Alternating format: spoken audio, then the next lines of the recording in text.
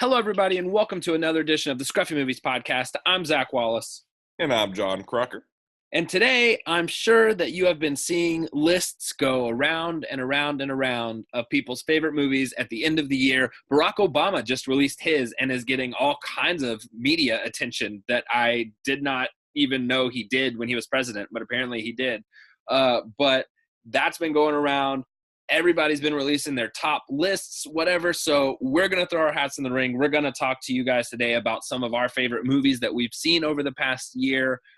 Some that we were anticipating to be good that ended up being not so good. Some that we anticipated being kind of bad that ended up being really good. And then at the end, we're just going to jump into a little bit of what we're excited to see in 2019. Absolutely. And this is one of those times where I realize that you are way more of a movie nerd than I am, even though I think I am a giant one. Oh, yeah. I mean, that I'm literally sitting in my movie room next to my 2,400 plus DVDs and Blu-rays right now. So just a little bit of a movie nerd. In preparation for this episode, I put together, a list of my favorite movies. And I also realized that I didn't see quite as many as I probably should have throughout the year. And there's a few on there that I need to, get maybe opinions from you or see where they fall in your list. And then you came back to me and basically said you had loads of lists and loads of different categories and really put me to shame on this one. So I have a feeling we'll be spending a lot of the time going through your lists. Yeah. Well, I mean, it's what I love. So I spent probably like 30 or 45 minutes coming up with all this different stuff. So I guess we can just hop right into it. I'll just go kind of down my list and then we can jump into some of yours. So first up, I had horror movies. And there was a couple that I really liked this year. So basically, this is how my lists were broke down. I wrote down movies that I really liked, and then I starred my favorites of the year that are in that category. So written down, I have Victor Crowley, which is Hatchet 4. It's the surprise Hatchet movie that nobody knew was coming this year. Ended up being amazing. I really love that. A Quiet Place with John Krasinski and Emily Blunt. That one was amazing. The new Halloween movie that just came out that David Gordon Green and Danny McBride made. And then the two that I have starred are Bloodfest and Hereditary. Those are my two favorites of the year. And Hereditary is one of those slow burn movies, almost like it's from the 1970s or 80s. You really just get little like touches of something going wrong at first. And then the last 30 minutes is just like no holds barred horror. And I walked out having watched this movie and my hair was so messed up because I had spent the last 30 minutes with my hands in my hair, like gripping my head, trying to like not be too scared of what was going on. Incredibly scary. And then Bloodfest was a independent movie that came from a company I really like to watch on YouTube called Rooster Teeth. And it was basically if there was a giant horror movie festival in the woods and all these kids are super into horror movies and stuff. It follows this one group of friends that are super into horror movies, but then it turns out that the festival is real. They're actually killing people, and they basically have to fight through all of their favorite horror movies to get to the end. So was that only released on YouTube? No, it came out in theaters, I think, not a lot of theaters. It was one of those like Fathom events where it's just a few nights in a couple theaters, and then it was released on DVD and Blu-ray not too long ago. Gotcha. That makes sense. Yeah, and that one was very good. I'm a sucker for a good horror comedy movie because that's basically what got me into the horror genre. Was like Shaun of the Dead and movies like that. So if it's a good horror comedy, I'm in. And that one was an amazing one. Yeah, I'm familiar with Rooster Teeth and their YouTube channel, but I did not know that they were playing in those leagues. Yeah, they had actually made two movies called Laser Team and Laser Team 2. And those are pretty good too. Bloodfest is their first one they made kind of out of house. They just produced it. And then some of the people that are in Rooster Teeth make cameos and star in it and stuff. But mostly I think it was done by people who they just had a good idea and Rooster Teeth was like, hey, this will fit our brand. We'll produce it for you. Come shoot it for us. And they were like, all right. That's pretty cool. Mm-hmm. So any horror movies on your list? Any good ones you saw this year. I know you caught up on a lot from 2017 for our Halloween podcast. I didn't know if you had any good ones you'd seen this year you were excited about. No, no horror movies made it on my list at all, and I definitely do not have a standalone horror movie list. But I did, I spent most of my horror time this year not only catching up from last year, but catching up on a lot of the more classic ones too. Like I spent most Yeah. of the Halloween season, going through some of the more stereotypical old school slasher movies and whatnot. So I spent loads and loads of time watching those and not anywhere near enough time watching brand new, fresh off the press horror movies. Yeah, well, I guess that's where it's good for me because I've seen so many of those old slasher movies so much. I didn't have to catch up for our podcast. I was just like, yeah, I'm good, and that just freed me up time to keep watching new ones. But if you guys haven't seen any of those, once again, Victor Crowley, A Quiet Place, Halloween, and then my two favorites, Hereditary and Bloodfest. If you guys haven't seen any of those, I highly recommend all of them. Those are my favorites from the horror genre this year. Now, the next genre, I think, is something you'll be able to throw your hat a little bit more into the ring to, Crocker, and that is action movies. And so I have written down here Solo, A Star Wars Story, Mission Impossible 6, Upgrade, and Bumblebee. And my starred movie is Bumblebee. I actually just got to see that one yesterday, and it far and away blew everything else out of the water for me. It was really, really good. Yeah, I definitely want to go see that. I heard from you that it was awesome. Pretty much my entire list, I feel like, is action movies. Well, I have to ask you a question.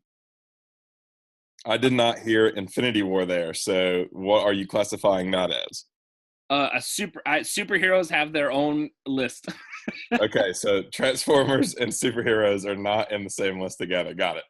Yeah, superheroes are like Marvel and DC movies. I know it can branch a little farther than that, depending on what definition you're looking at for superhero, because technically, I guess the Transformers could be considered superheroes, but I'm considering like Marvel and DC, like people putting on capes and masks or whatever and running around and fighting and stuff. That's what I'm considering superhero. Gotcha. So Solo is definitely on my list as well. So that is the one action movie that's actually on my list. I would have thought that there would be more, but we will get to that in the superhero category.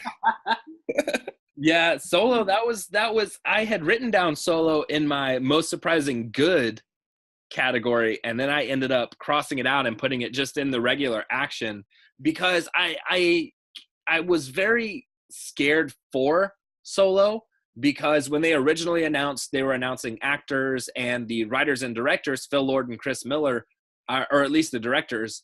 I was like, oh man, I love those guys. They made 21 Jump Street, 22 Jump Street, Cloudy with a Chance of Meatballs, the Lego Movie. I have never not liked any of their movies before. So I was super excited to see what a Star Wars movie would be. And then they got fired halfway through production and they hired Ron Howard to come in and reshoot a lot of stuff. Apparently he reshot like 70% of it. And so I was just really scared for Solo. And I was kind of not anticipating it as much. I was like, man, yeah, I'll go see it, but I don't know. And then it ended up being really good. So it was almost in my most surprising good, but I just felt like Star Wars has earned a little bit of credit for me to where I can't ever go into it thinking it's going to be bad. I need to always have the hope that it's going to be good so that maybe it will be a great Star Wars movie. I feel like the series has just earned a little bit of credit on my side for that, and I couldn't put it in that category. Yeah, I think it came out intact for sure. And like, as far as they have to give them leeway, I totally agree with that. We have our complaints with some of the things Star Wars has done before, but in reality, I think that Rogue One was awesome. So I had high hopes for Solo. Mm-hmm. Unfortunately, as we've covered many times on this podcast before, I think it had to pay for the sins of the movie that came before it. And yeah, I agree. I unfortunately think that is just the situation that it got the short straw, and that stinks. So yeah, as far as surprising that it was good goes, like I don't want to say that I was surprised that it was good, but I was happy nonetheless Yeah. because it would have definitely added to the, Yeah, the pile that we were working with before. that's about the exact same boat I was in, which is why I took it off of that list.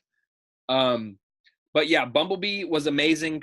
Seemed like it was ripped straight out of the 1980s Amblin era movies. It was made like straight from the 80s and just somehow stuck on a shelf for 30 years. And they were like, "Oh, hey, this Transformers movie." Popped it in, put it in theaters, and that's exactly what it feels like. It was. I can't stop giving it enough praise because I was a fan of the first Transformers movie. I thought the second one was okay. I thought the third one was good, but 4 and 5 I thought were pretty big stinkers. I did not like 4 and 5 very much, and this one just came in and blew everything else away. It totally changed what it means to be a Transformers movie in our modern era. What we would consider a Transformers movie. It completely changed that idea, and I can't say enough good things about it. Yeah, when I think of the Transformers franchise, it's that stereotypical, everybody always says that the number two is never as good as number one, number three is never as good as number two. And I think the for the most part, that franchise was the definition of like beating a dead horse. And by the time like number four and all them came out, I was like, okay, guys. Now, when you say that it was sort of ripped from 1980s, do you mean that it looks like a 1980s movie, or that it has like that Stranger Things feel where everything is just sort of ripped from the 80s as far as like doubling down on that part of the setting? Yeah, I would say more the Stranger Things feel than anything. I think that it doesn't necessarily look like an 80s movie. I kind of just equate 80s to like a little bit less on special effects and that stuff. But yeah, I mean everything like the music, the soundtrack is incredible. And like the cars, the way people dress, where they work, where they go is all like straight from the 1980s, and it is amazing. It's basically the Iron Giant but a Transformers movie. Oh, that's pretty cool. Yeah, it was very very good. Yeah, Okay, so gotta go see it while it's still in theaters. yes, I would suggest seeing it in theaters because it has, for the robot fights it does have, they are very, very good. And there is a lot of really, really cool, like twists and turns they take. Like there's a part where a Decepticon throws Bumblebee. He turns into a car to make a U-turn, U-turns, floors it back towards them, and as he floors it back towards them, he transforms back into Bumblebee and then jumps and like punches them in the face. So there's a lot of really cool moments like that where they do a lot of cool stuff with them being able to transform. That's really cool to watch in a theater. Heck yeah. Okay, so I think superheroes probably going to be our most talked about just because you and I are both very into those. So I'm going to skip over that one for now, kind of cover the rest of them super fast, and then hop back into superheroes. So the next one on my list was comedy. And I don't know about you, I have not been going to see a lot of comedies, I feel like recently. I feel like we kind of get half comedies from a lot of the big action movies we get nowadays. Like all the Marvel movies are pretty funny. Like some of the Star Wars stuff can be pretty funny. Like there's some jokes in there now. So I feel like they've just kind of infected comedy in all of these movies. So I don't necessarily go and see a lot of comedies by themselves. I only have 3 written down, actually. I have Game Night, which was a really good one with Jason Bateman and Rachel McAdams. Love, Simon, which was a really good coming-of-age story. And Eighth Grade, and that is my starred one. That one was written and directed by Bo Burnham and just perfectly captures how weird and awkward you feel in middle school. Yeah, I love me some Bo Burnham. I was a fan of his back when he was still just, playing behind his piano, putting Yeah. out like independent records on the interwebs. Yeah, me as well. So I didn't really have any comedies on my list this year either, but I think you're right. It's because the funniest movies I've seen were like superhero movies. And I think Mhm. we just have such a high standard now, and we hold the bar so high with those types of movies. We expect them to 100% fulfill like the action category, the comedy category, depending on which one you're watching, like the rom-com category, Drama. drama. Like Yeah. we really do hold them to a very high standard. And I think we probably haven't mentioned this before in a standard podcast. I think we might have talked about it a little bit last week in the Star Wars Christmas special, but that one went on for a long time. And that's the fact that like romantic comedies seem to have just like poof disappeared from the landscape. Like you and I went to see a movie earlier this weekend, and there was like a trailer beforehand for a rom-com, and I was like, whoa, that's the first time I've seen one of those in a while. And it And wasn't even like a traditional, it was like making fun of rom-coms. right, totally. And I think a lot of that, I think the big proponent of that is just the Netflix of the world and the Hulu and the Amazon, and the fact that you can get sort of that type of a fix, because those movies were always like sort of quick doses, right? Like few and far between were like true heavy hitters, Yeah. like the That like Notebook and that all that. branched out more than just the traditional audience that went to go see them, I think. Yeah, exactly. And I think that people are sort of quenching that thirst with all the streaming services online now. And I mean, the cost of going to the movies is getting more expensive and all that too, which just sort of cuts into the audience a little bit. And I think that was sort of the first one to go. So it's weird to see that two people that love movies, and I would say that comedies are like one of my favorite genres of movies ever, Yeah. don't really have that many on the list for an entire year. That is almost scary that the whatever happened to rom-coms might be bleeding over into the genre as a whole. Yeah, and I mean, I think it all goes back to that what we were just talking about is every every movie now has that kind of levity and comedy brought to it. I probably laughed harder in Guardians of the Galaxy Volume 2 or Spider-Man Homecoming than I have in a lot of comedies in the recent years.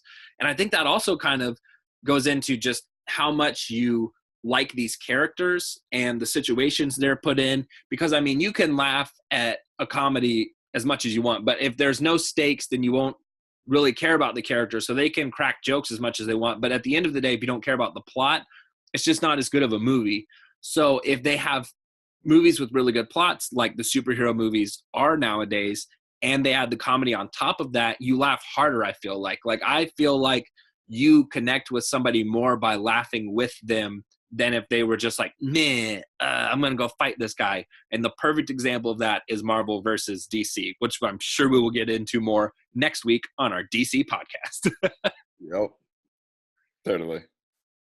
Okay, so next up, probably going to be just a quick shot. We're just going to kind of go over it really quick. Is family movies. Actually, you know what? I'm going to pause you. I'm going to interrupt you on Okay. purpose. Okay. Before we leave comedies, Okay. I have to hear the breakdown of your thoughts on Holmes and Watson, which we went to see 2 nights ago. So every time I leave a movie, no matter how bad the movie is, I try and convince myself that I enjoyed it.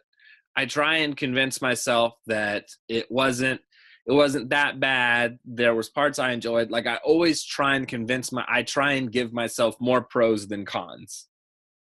And on the ride home is when I'm usually like, I'm kind of coming to terms after leaving the movie theater, and I'm like, well, I didn't really like that. I didn't really like that.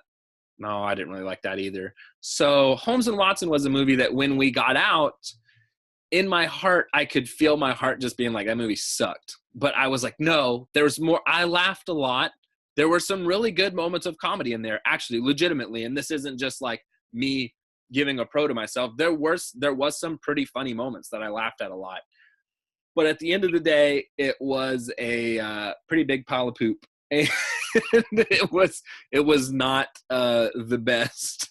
And I kind of accepted that on the car ride home. Gotcha. Yeah, I I still feel the same way that I did the moment the movie ended, and that is that it was exactly sort of what I expected. Like I knew going into it that when you're dealing with Will Ferrell and John Riley's his name, right? Yeah, John C. Riley. John C. Riley. When you're dealing with those two, especially those two together, it is not going to be completely void of funny moments. Like, I knew that there was going to be enough comedy in that movie, good comedy, to justify going to see it, because it's just them two. But I also have seen some of, I guess, maybe their more recent stuff, and I know that it's just what happens. People sort of are unstoppable and the kings for a little while, and then all of a sudden it sort of dwindles, and rarely do they make ever, like Adam Sandler and everybody else that's ever kind of gone through this, like rarely do they ever get back around to making a movie that's truly as prime as it was when they were in their prime. Yeah. So this is this is sort of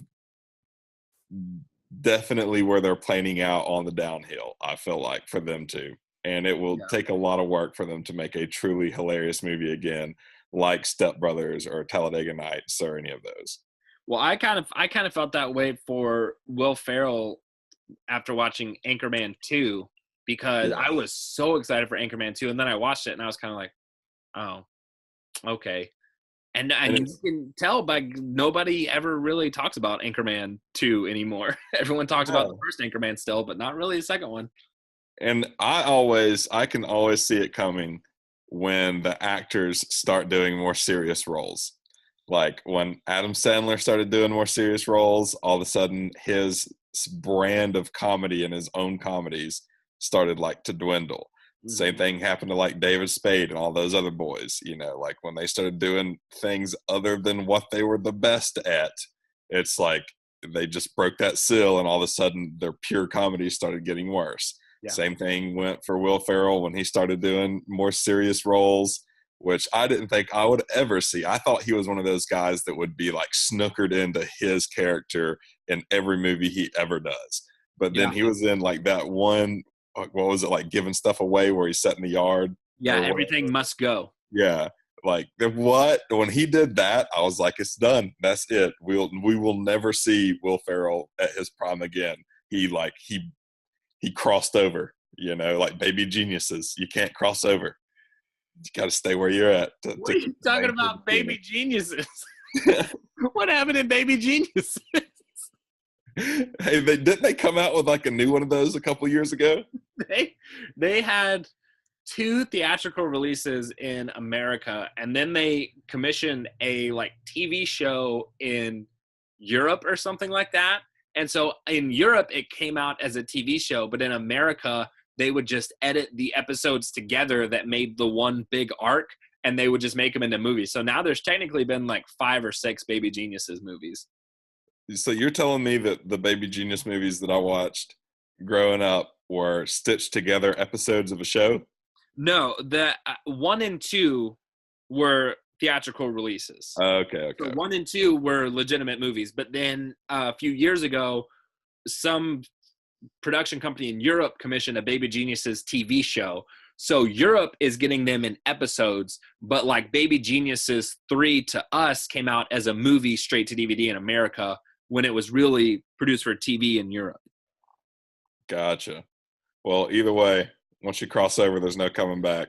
When you start doing serious roles, there's no coming back. I still don't know how Baby Geniuses relates to this. Where did Baby Geniuses come from? You know how when they cross over and then they turn into like, they're not babies anymore, so they can't communicate with each other. Oh, man, that is a deep cut. You pulled a reference from so far deep in the movie well that even I was confused at first. Oh, I didn't know. I even confused you. I thought you were following right along. No, to me, we were talking about something, and then you just said the words Baby Geniuses, and and I had no idea what you were talking about. Well, my bad. Okay. Well, speaking of Baby Geniuses, family movies. Let's hop right into the family movies of 2018. So I just wrote a couple down here. Number 1 was Incredibles 2, Spider-Man Into the Spider-Verse, and Wreck-It Ralph 2, also known as Ralph Breaks the Internet. I enjoyed all of those this year. I really enjoyed Spider-Man Into the Spider-Verse. I thought that one was really, really, really good. There's a lot of really cool Easter eggs and moments where they reference like the other movies that have come before, a lot of really good performances, a lot of really fun moments, a lot of good action. And that one I just really, really, really love. And I know that that one can kind of go into the superhero genre too, because it is about Spider-Man. But since it was animated, kind of aimed more towards the family, I decided to put it in my family category instead. Yeah, I was gonna call attention to that you're using more superheroes in different categories. But yeah, that one, the soundtrack, the story, the animation is insane. They basically bridge together animation styles from 4 or 5 different like ways to draw animation. It's crazy. Yeah, I definitely want to check out that movie. That's another one that is still running right now, I think. So I might still Yeah. be able to catch it in You need to theaters. go do like a double feature of Spider-Man and Bumblebee. Yeah, for real. Actually, Triple that's feature, not a then you bad gotta see idea. Aquaman. Yeah, I still need to go see Aquaman too. God, there's so many movies I need to go see. So many that are still going right now too. I guess it is though, like prime movie season. Yeah, besides summer, really like Christmas time is the big like when they release a bunch of stuff. You can always tell if a movie that was supposed to be released in the summer, if you ever notice, it's like, oh, it's gonna come out in July, and then the studio releases a statement and they're like, oh, actually we pushed it back. It's coming out in March. You're like, that movie's gonna suck. Because they don't have faith in it as a summer blockbuster anymore. It's gone. Yeah. See, when I hear that, I don't think, oh, they don't have faith. I know that's probably what it is, and you're 100% correct. But I still think of it in like video game terms, I guess, and other things I know where it's like, oh, they're just giving it more time. They just want to make it better. They're doing this for us. We can wait a few more months. Well, now sometimes that is true. Sometimes my system of thinking about movies is not infallible. Sometimes that is true, and they really are like, "Wow, we have a lot of faith in this." I think if we really beefed up, like the special effects or added more to this character, it could be something really special. So they push it back for that reason. But like 8 times out of 10, it's because they had a test screening and the audiences all hated it, and they were like, yeah, let's push that to just a random moment and see. Let's just go to a random week in the month and hope we get some of our money back. Nice. Well, as anticipated, I do not have any. Any family movies? Yeah, any family movies. Okay, so that one was just a quick one. Just wanted to go through that, made sure I got some movies out there. Drama is an even smaller category because I don't go and see really a lot of drama movies. The only 2 I have in here that I really enjoyed for the year is A Star Is Born and Creed 2.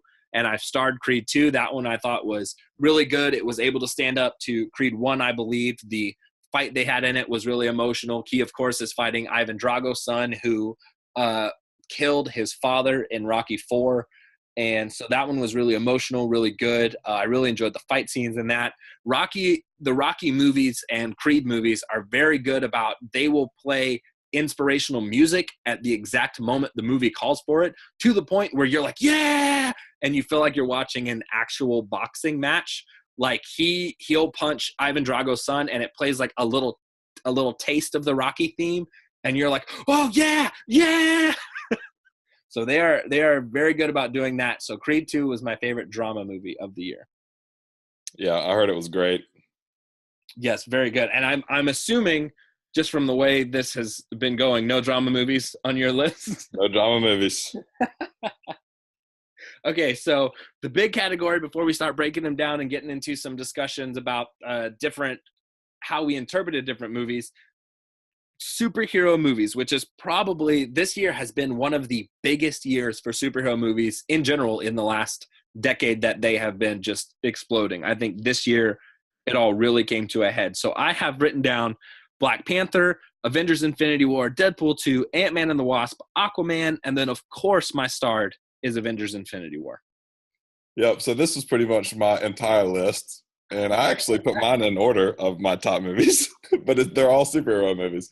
So I would start with Venom, then Ant-Man and the Wasp, then Deadpool 2, then, well, I already said Solo. That don't count. Solo is not superhero. Then Black Panther, then Infinity War. and that was pretty much my list of top movies for the year, with Solo sprinkled in there. Was all superhero movies. So Venom took the top. No, Infinity War took the top. Venom was Oh, the you worst started out from the of. bottom going to Yeah, the yeah, top. yeah. I'm not going to start with the top. I got to work up to it. Well, Venom. I thought you started with the top. I was like, wow, Venom. No, no, no, no, I no. remember Crocker enjoyed that movie. I didn't know he was like, whoa, dude, Venom. No, I would say Venom, Ant-Man and the Wasp, Deadpool 2, then I had Solo, then Black Panther, then Infinity War. Okay, that makes a lot more sense knowing the direction you were heading with this. Yeah. Yeah, Infinity War just completely blew me out of the water. That was one of my most anticipated movies of all time, and it feels so good to be waiting for a movie for so long, and then to have it come out, and you're just like, yes, exactly what I wanted. Like it feels so good to be validated in your anticipation for a movie instead of let down. Yeah, it's a shame that's so rare now. But with a movie that big, for them to like hit the nail on the head and really give everybody what they wanted. Like I feel like the Avengers it's not a franchise that makes it easy to like really divide people. Like you're never really going to find yourself in a scenario where half the people want it to play out one way and half the people want it to play out another, Right. you know? So as long as they cater to the fans and do what they want, I guess when they hit it out of the park, boy, they hit it out of the park, because that one is, I mean, it's one of the better movies I've ever seen in my life ever. Like, you know what I mean? Yeah, More than just the 2018 list. and just the just the courage, I guess, would be kind of the word for it, since I don't really have a better word coming to mind, to just kill off half of their cast and be like, yeah, we killed half of them. So what? And just to like, that's so crazy to see that play out in a giant like blockbuster. When you told me like that they were making a Spider-Man movie, never would I have been able to tell you, not once would I have been like, oh yeah, I'm in my lifetime I will see Spider-Man die on screen in the theater. And I have now. Like it's insane. The ending of that movie, and I think I've told this before, when actually we were watching it and we kept seeing people get dusted, I was gasping so much that my wife had to turn to me and be like, be quiet, you're being too loud. You can't gasp at everyone. Gasping, yes. So that didn't really get me, because I know it's a superhero movie, and I know that they're eventually going to make everything right. Like they're all going to come back, whether or not they stay permanently dead. I don't think it's not going to be because of how Infinity War ended. It'll be what happens in the events of the next movie. So I agree with you, and I think us as movie fans, superhero movie fans, comic book fans, know that.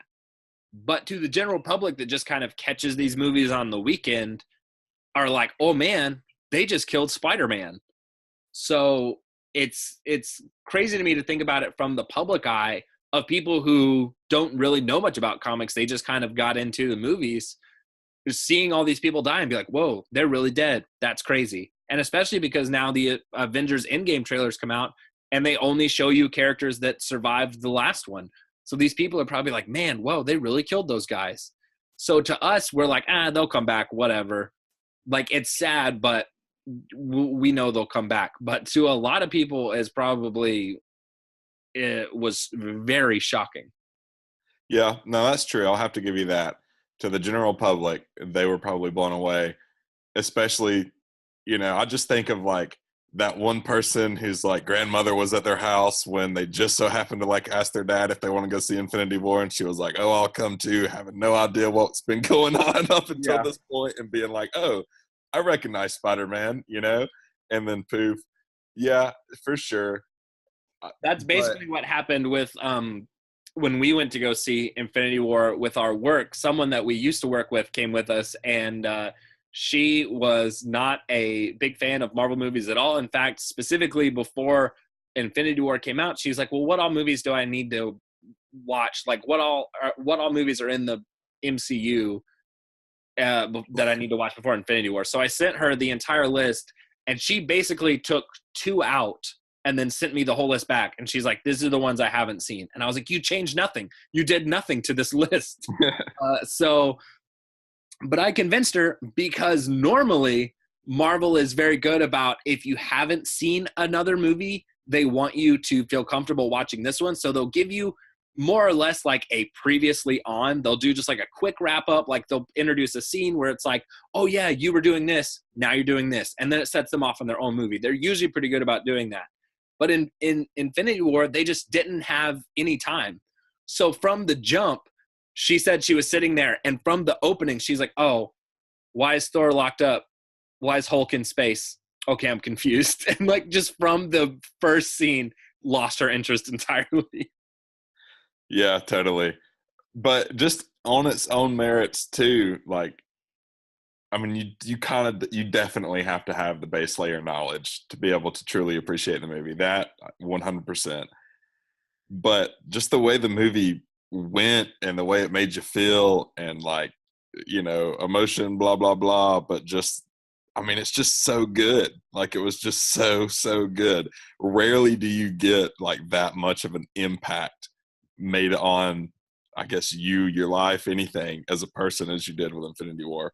And maybe it is because they were courageous enough to like really go that deep and dark with it. Like maybe the ending, how it ended, definitely was sort of the straw that broke the camel's back as far as making it, what it is and being so good. But it's hard to explain. It really is hard to explain. Maybe it was the culmination of the fact that literally the entire MCU has been building up to this point since, I mean, how many years now? Since 2008 and 10 years. Yeah. So, I mean, there's a lot of that went with it. It really was just like, I mean, I almost wish that they would have shot them both and released them back to back as like a 6-hour double feature. Oh, I would be sitting in that theater. I've seen a lot of news stories now that the Russo brothers are saying like, oh yeah, Avengers Endgame has a 3-hour runtime and stuff like that. Like it's really long. And I was like, I don't care. Like I don't make it 6 hours. If I get a bathroom break, I'm good. I'll be there. I don't care how long it is. Same here. Somebody, I have a love-hate relationship with long movies because I always say that, and with like Marvel and Star Wars and all of that, I can believe it. But then again, like some Marvel and some Star Wars movies are the very ones that I've critiqued for being like just a little too long, So it's kind of hard to say. Like if it took J.J. Abrams 6 hours and 2 parts to make up for the sins of episode 8, then I would totally be there. But if you made episode 8 3 minutes longer as it sits right now, I would go bananas. Yeah, it just comes down to like if you're enjoying the movie or not. Infinity War, I felt like went by like in an instant. Like I feel like I didn't even watch it the first time. It was just like the movie started and then it was over. And I was like, well, that was like 2 hours and 40 minutes. Like that was a long time to just sit here, and it just is off now. And then you got to loop back around and watch it again just to be able to actually absorb it. Oh yeah, every superhero movie I feel like I do that for. I'm so excited for them that the first time I watch it, I feel like I don't really grasp any kind of information from it. So the second time is when I really am like, oh wow, yeah, this is a good one. All right, so off of the superhero movies, these were some movies I had written down. I just couldn't put them into any kind of category. I felt like they deserved their own. These are the movies that I either thought was going to be bad or I wasn't so sure about that ended up being really good, and the movies that I thought were going to be pretty good or that might be a fun time ended up being kind of bad. So in my most surprising good category, I have written down Tomb Raider, Pacific Rim Uprising, Venom, and Teen Titans Go to the Movies. And the two I have starred are Venom and Teen Titans Go to the Movies. Venom was one that when they first announced it, I was like, oh, neat. But then as the story started to come out and it was said that there was going to be no Spider-Man, no connection, I was like, not so sure. I don't really know if I want a Venom movie like that. It kind of needs Spider-Man to have that connection. I don't know. I was cautiously optimistic, but not very. And then, of course, it came out and I went to see it, and it blew my mind. It was so much better than I thought it could have been. So that was up there with one of my most surprising that was good this year. And then Teen Titans Go to the Movies caught me entirely by surprise, because I had never seen any Teen Titans Go episodes up until that point. And then the movie was coming out and it was getting all these amazing reviews. And me and my friends were like, well, I mean, we could go check it out. So we went and saw it, and it was hilarious. So many inside jokes and like really funny stuff they do for adults. And the humor was really good. And the story was really good, really meta. It was all about how the Teen Titans were sad that there had been no movies made about them. So it was all about them trying to get their own movie made. And it was just surprisingly so good. And I was shocked by it. Yep, definitely did not see Teen Titans.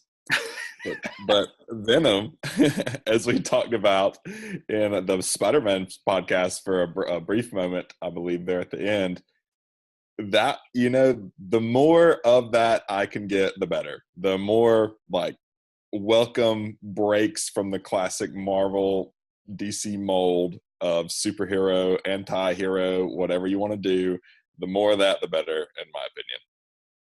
Yeah, that's kind of why I enjoyed Venom so much, because it kind of started getting me interested when they came out with the tagline, and it was the world has enough superheroes or something like that. And I was like, oh, so this is going to be kind of different. And it was really different. It wasn't just a big traditional superhero movie. It was entirely different than what I thought it was going to be.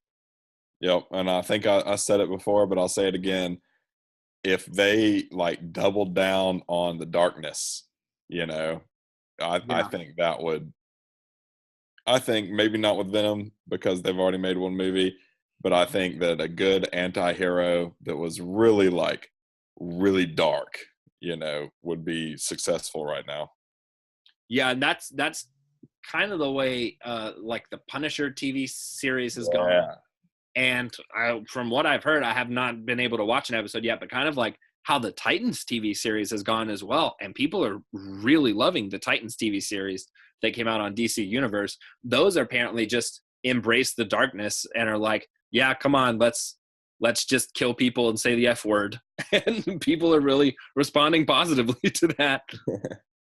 That's because we've bred an entire generation on Marvel movies and whatnot, and I guess enough of those people are getting to that the teen movie age, teen show age, where if you can just make it dark and say the F word a lot, it'll get views.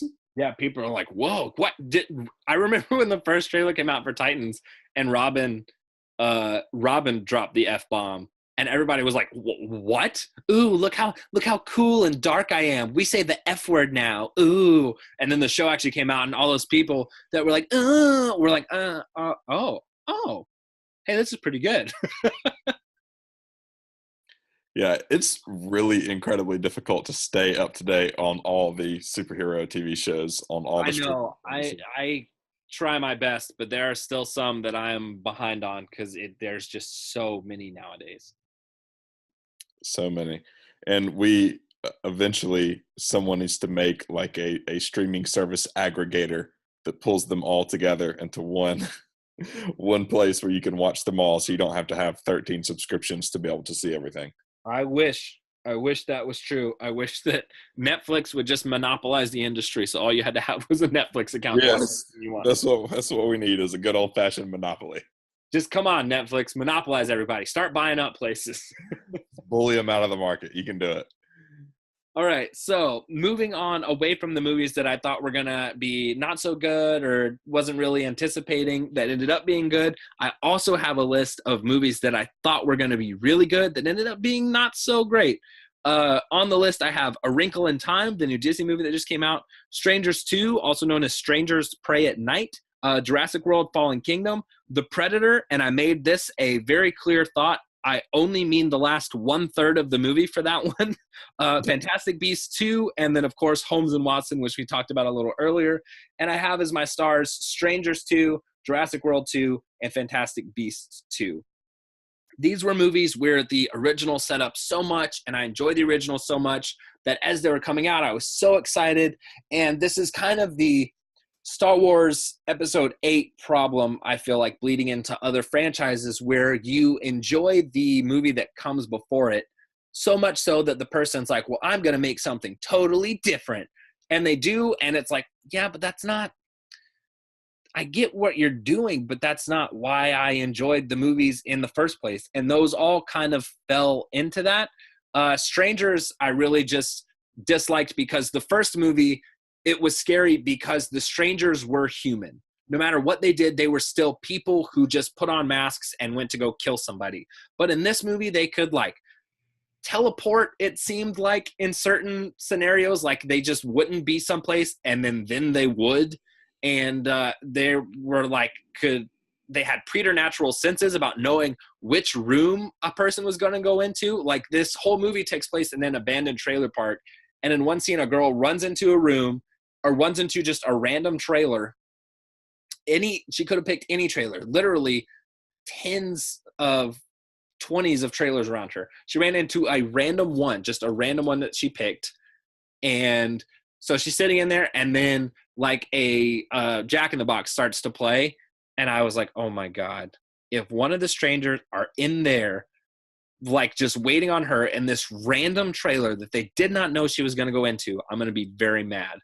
And then, of course, the Jack in the Box pops open, and I was like, okay, well, nobody popped out. And then a stranger comes up from like under the bed sheets, and I was like, come on, man. So they just made them not human anymore, and that made me not enjoy it as much. Jurassic World, my main problem with was, for every successful Jurassic Park movie, my main thing I want to see is I want to see people get lost in a dinosaur park and then dinosaurs start eating them. That's what I want to see. But Jurassic World 2 just dived extremely deep into the science aspect of it, which, I mean, once you have dinosaurs, you're kind of like, oh, cool, yeah, science got them there. Sweet. Let's watch dinosaurs fight people. But Jurassic World 2 just went too kind of off the rails in the science aspect for me. They were doing genetic testing. There had been, there's hints at human cloning in some points, which is just way too much for me in a movie where all I want to see is people run away from dinosaurs.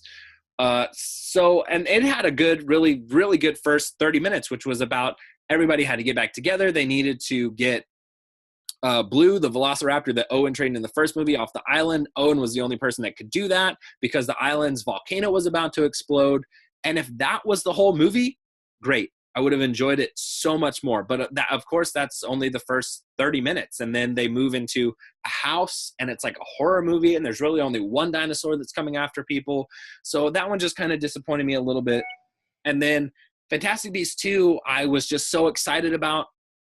And I've said this before, talking in conversation to people, I think they made the first movie more or less a standalone story with hints of where a sequel could go, because they didn't know if it was going to work or not. They didn't know if people would want to see it. And when, of course, people did go see it and enjoyed it, they were like, okay, well, now we need to make the second movie, but we need to explain why we deserve a franchise with this movie. So there was just way too many plot points introduced, way too many open storylines that they just left open. It didn't seem like a movie on its own. It seemed more like a handshake from the first movie to the third movie where they can jump off and really start exploring the franchise territory. So those were three I was really excited about that kind of let me down this year. Yeah, that category on your list is pretty much my people told me it wasn't good, so I never saw it list. Jurassic World, I could have told you it was going to be terrible after watching the last one. I was not a fan of it, even though a lot of people were. Yeah, I enjoyed the last one. Yeah, Fantastic Beasts, that just kind of stinks because, like, the more in that world and universe you can give me, the better. I'm surprised Ready Player One wasn't on that category. Or was it? I left Ready Player One off of any list because Ready Player One was a movie where after I walked out, I was like, I was like, well, that was adequate. There was really good way they could bring it to the big screen. So they tried their best. There were parts I liked, parts I didn't like. Just overall, it was a kind of wish-wash movie for me. So I was just at the end of the day, it was like, that was a movie that I watched. So it couldn't really go on any list, I felt like. How about, I know here's another one I think you watched recently, but Mortal Engines. I have not seen Mortal Engines, actually, and that is because when I watched the trailer, I was like, oh, this movie seems like it should have come out in 2014 with Hunger Games and Maze Runner and Divergent and all that stuff. So I was like, not that interested. And then when the reviews started coming out, I was like, oh, good, I didn't go see that.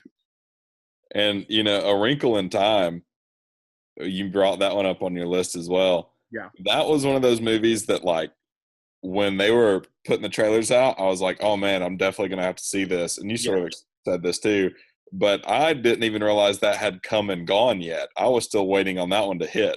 Exactly. Like in the back of my mind, yeah, I'm thinking, oh, that's still going to be an awesome movie when it comes out. And that kind of speaks to it was bad, so people just kind of swept it under the rug very quickly. I didn't go to the theaters to see it. We rented it and watched it from Redbox, and I mean, it had so many good actors in it. The story was there. The trailers looked incredible. It looked like they captured exactly what the book felt like, of like all the different textures and colors and like crazy things that could happen. And then when I watched it, I was just like, not for me.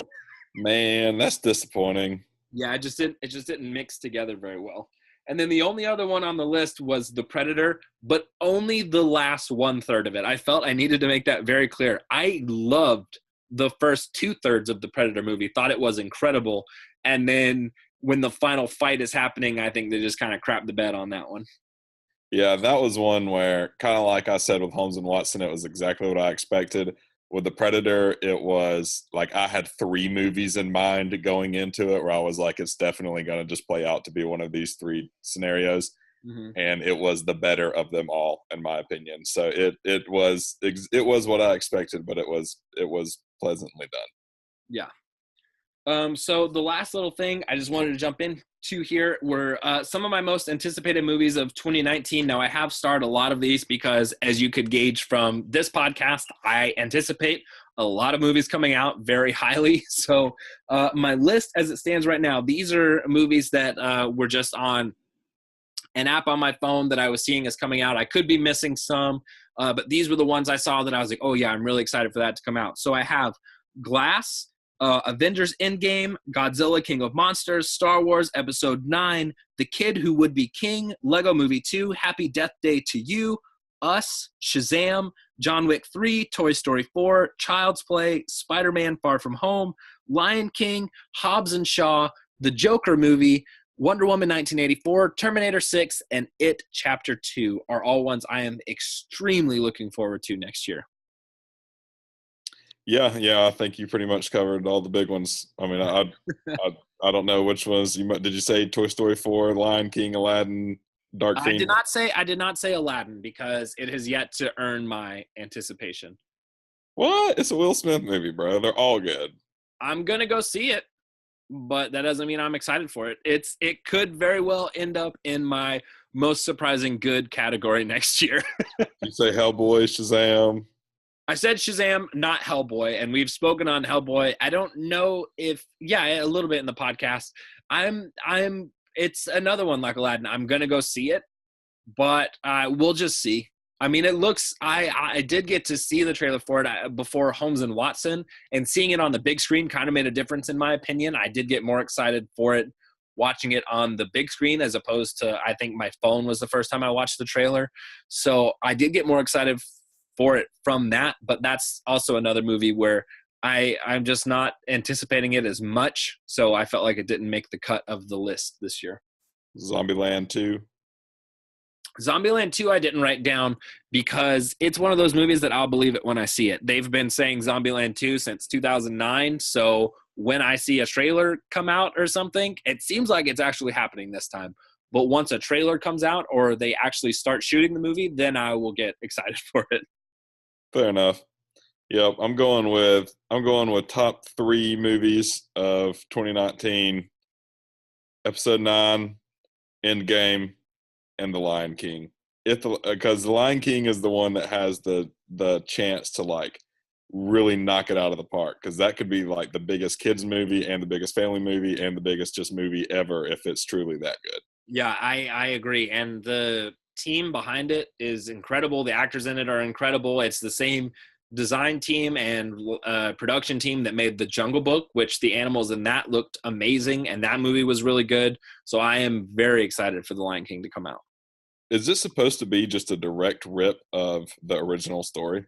I did actually see it is the original story, but I did see an article that said something along the lines of, this isn't a shot for shot remake. We do our own thing. This is its own movie. So Okay, because the trailer was like, a big thing people were doing was putting the original trailer beside the animated trailer from long, long ago, and it was like shot for shot. So I was wondering if they were truly going to go shot for shot. I don't believe it's shot for shot. I believe it's the same like overarching story, but it kind of does its own thing. So that'll be fun to see. Well, a lot of good things coming next year. I feel like this year was not a terrible year for movies, but it definitely was not as good as 2017 and probably not going to be as good as 2019. Yeah, I agree. I feel like the superhero movies really sold it this year. We got a lot of really good genre movies in every other genre, but yeah, 2019 just seems to be the year of like every week or month there's a new giant movie coming out that I cannot wait to see. Awesome. Well, I think that pretty much wraps it up, huh? I think so. My mouth is very dry. I talked a lot in this podcast. Yeah, you've done a lot of talking, but that's good because you definitely came more prepared today than than I did for sure. Well, everybody, thank you for listening in. We hope you enjoyed. We hope maybe some of you think the same as we do. Maybe some of you don't. If you do or if you don't, comment below. Let us know what some of your favorite movies of 2018 were. Let us know what some of your most anticipated movies of 2019 are. We are super excited to see that. Please follow us on Instagram at ScruffyMovies. And Crocalicious. And next week, we got an awesome podcast for you guys. I mentioned it a little bit earlier, but it's going to be all about DC. We're going to be mostly focusing on the DC EU, but we are also going to be talking about old Batman movies, Superman movies, basically just encompassing kind of all of DC's filmography up to this point, just wherever the conversation takes us. And also look out for, starting soon, we're going to do some digital code giveaways in association with my Instagram page. And then through this podcast, we'll be doing some digital code giveaways for you guys. So we'll get all that set up soon. Well, I'll be sure and post about it on Instagram so everybody knows what's going on. And we appreciate you listening, and we hope you have a great rest of your day. And a Happy New Year. Oh, yeah, Happy New Year, too. I was waiting for you to say bye, and then when you didn't, it freaked me out for a second. Bye! There it is.